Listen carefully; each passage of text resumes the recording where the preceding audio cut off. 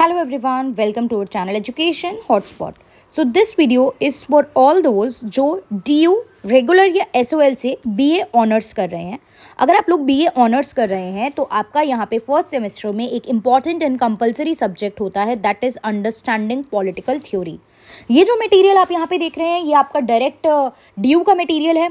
अगर आप लोगों ने SOL में एडमिशन लिया है तो आपको ये मटेरियल मिल जाएगा, अदरवाइज़ आप लोग ऑनलाइन ये मटेरियल डाउनलोड कर सकते हैं। इसके अलावा जो बच्चे रेगुलर से अपना कोर्स कर रहे हैं उनको उनके जो क्लास में टीचर्स पढ़ाते हैं उनको उनके प्रोफेसर ने फॉर श्योर कोई ना कोई बुक ज़रूर बताई होगी दैट दे कैन रेफर, और वो क्लास में पढ़ाते हुए उन्हें कुछ नोट्स लिखवा रहे होंगे।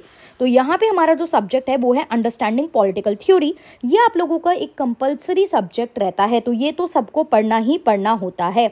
यहाँ पे मैं इसके जो सिलेबस है देखिए, क्योंकि सिलेबस में भी कुछ चीज़ें चेंज हुई हैं, तो ऐसा ना हो आप लोग वो 4-5 साल पुराना सिलेबस पढ़ के वही चीज़ें देख के चले जाएं और एग्जाम में आपको काफ़ी चीज़ें वहाँ न्यू मिले, एक नया पैटर्न मिले। तो नए सिलेबस के अकॉर्डिंग, नए कंटेंट के अकॉर्डिंग हमें जो है वो चीज़ें कवर करनी है। और यहाँ पे मैं ये कंटेंट इंग्लिश में बात कर रही हूँ। अगर आप लोग हिंदी मीडियम के स्टूडेंट हैं तो आप मुझे कमेंट करके बताएंगे। अगर मुझे लगेगा हिंदी मीडियम के ज़्यादा स्टूडेंट हैं तो मैं यही सेम कंटेंट हिंदी मीडियम में भी आपको प्रोवाइड करने की कोशिश करूँगी। यहाँ पे हम डिटेल में बात कर रहे हैं। अगर मुझे आगे लगेगा कि ज़्यादा स्टूडेंट हैं, एग्जाम में टाइम कम है, यू वांट कि इंपॉर्टेंट टॉपिक कैसे आंसर लिखना है, कितना लिखना है, क्या क्या क्वेश्चंस बन सकते हैं, इस पे हम लोग बात करें तो वो भी चीज़ें हम लोग कवर करने की कोशिश यहाँ पे करेंगे। तो आप देख सकते हैं हमारे पास 5 यूनिट यहाँ पे आपको देखने को मिल रहे हैं। यूनिट 1 से लेके 5 यूनिट तक आप लोग यहाँ पे सिलेबस में देख पा रहे हैं, जिसमें पहली जो यूनिट है वो है व्हाट इज़ पॉलिटिक्स। पॉलिटिक्स, सबसे पहले सब्जेक्ट को जानो कि ये पॉलिटिक्स क्या है। आप पॉलिटिकल साइंस की बात कर रहे हो, पॉलिटिकल थ्योरी की बात कर रहे हो, तो इस वर्ड को जानो कि ये पॉलिटिक्स है क्या। पॉलिटिकल चीज़ को मतलब यहाँ पे है थ्योराइजिंग द पॉलिटिकल, तो इसमें आपको बताएगा क्या पॉलिटिकल सोशल से रिलेटेड है, वो मॉरल चीज़ों से रिलेटेड है। तो ये पूरे चैप्टर में एक बेसिक अंडरस्टैंडिंग हम लोग डेवलप करेंगे regarding the word politics, political theory and political science.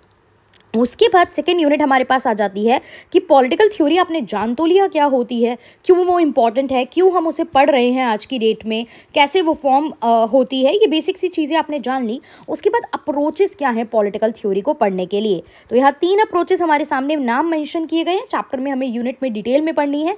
Normative approach क्या है, इसमें हिस्टोरिकल अप्रोच क्या है, एम्पेरिकल अप्रोच क्या है। देखिए यहाँ से एक क्वेश्चन बनना फॉर श्योर है।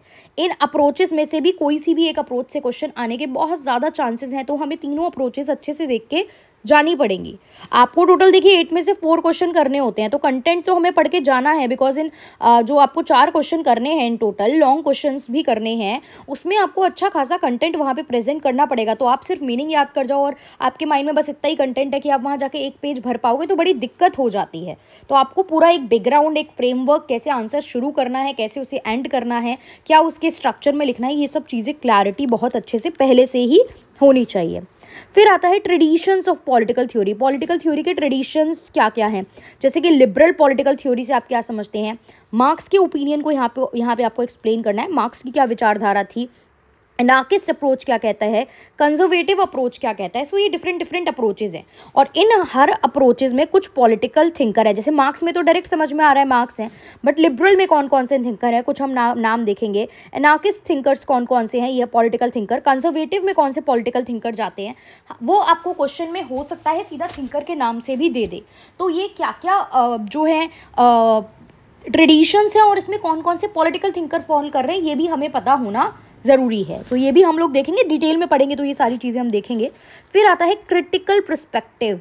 पॉलिटिकल थ्योरी के क्रिटिकल पर्सपेक्टिव की बात करनी है, जिसमें फेमिनिस्ट एंड पोस्ट मॉडर्निज्म की बात होती है। अब फेमिनिस्ट पर्सपेक्टिव में भी फेमिनिज्म की भी बहुत सारी अप्रोचेज हैं, जिसमें रेडिकल फेमिनिज्म पढ़ेंगे, बहुत सारा टाइप हम पढ़ेंगे। मतलब कि आप पेट्रियार्की को ब्लेम करते हो for the situation of the women, ये सारे different form of feminist approaches हैं जो हम चैप्टर में आगे फर्दर डिटेल में देखेंगे। बट येस, बिल्कुल क्वेश्चन यहाँ से बनने के बहुत ज़्यादा चांसेस होते हैं।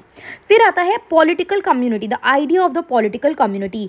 पॉलिटिकल ऑब्लिगेशन क्या है, तो ये टोटल 5 यूनिट है। मतलब लग रहा है कि बस 5 ही यूनिट है, बट बस 5 में डिटेल में हमको पढ़ना होता है।